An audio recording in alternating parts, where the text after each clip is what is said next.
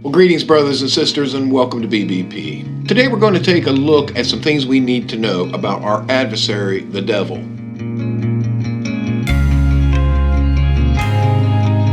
Every successful sports team takes a little bit of time to study their opponent's moves.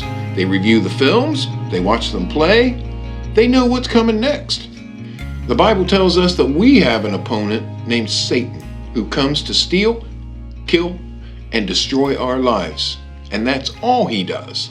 So we need to know a few things about how he attacks and what he can and can't do to us. And I think a lot of times we give him too much credit because we don't understand how he operates in our lives. He's limited in his power, and we're going to see that.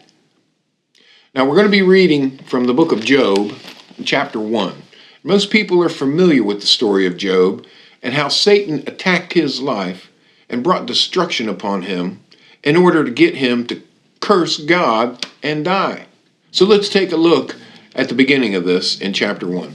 Now there was a day when the sons of God came to present themselves before the Lord, and Satan came among them. Are you surprised that Satan still enters heaven? Well, don't be. Satan has to go to heaven when God calls him to give an account for what he's doing down here on earth. And that's the first characteristic we need to understand about our enemy.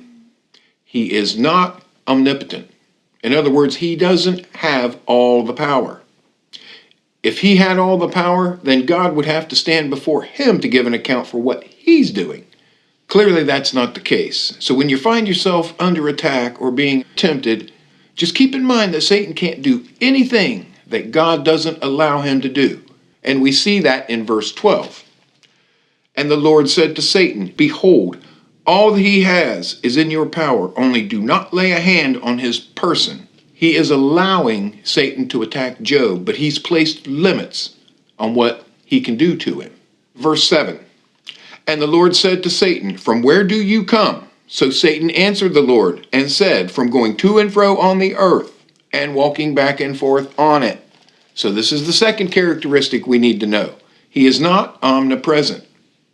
He is not everywhere at once. In his own words, he walks to and fro on the earth. Now nobody knows how fast Satan can walk. He might be able to move pretty quickly. He cannot be here, there, and everywhere at the same time.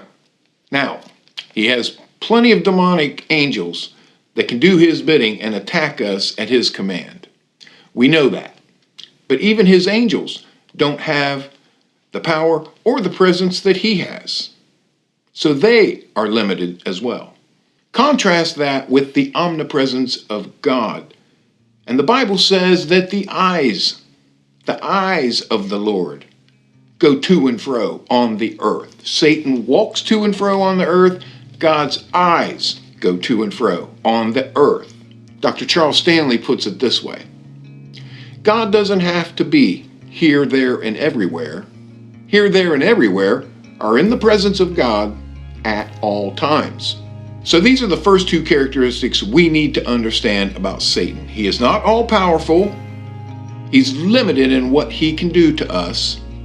And he's not omnipresent. He can't be everywhere at once, whereas all of creation is in the presence of God at all times. And if God has us covered 24/7, then we have nothing to fear when Satan's army launches an attack. So thank you for joining me here today, and we'll be right back here next week with two more things that we need to know about our adversary, the devil. Until then, keep your eyes on Jesus and not on the devil. Thank you.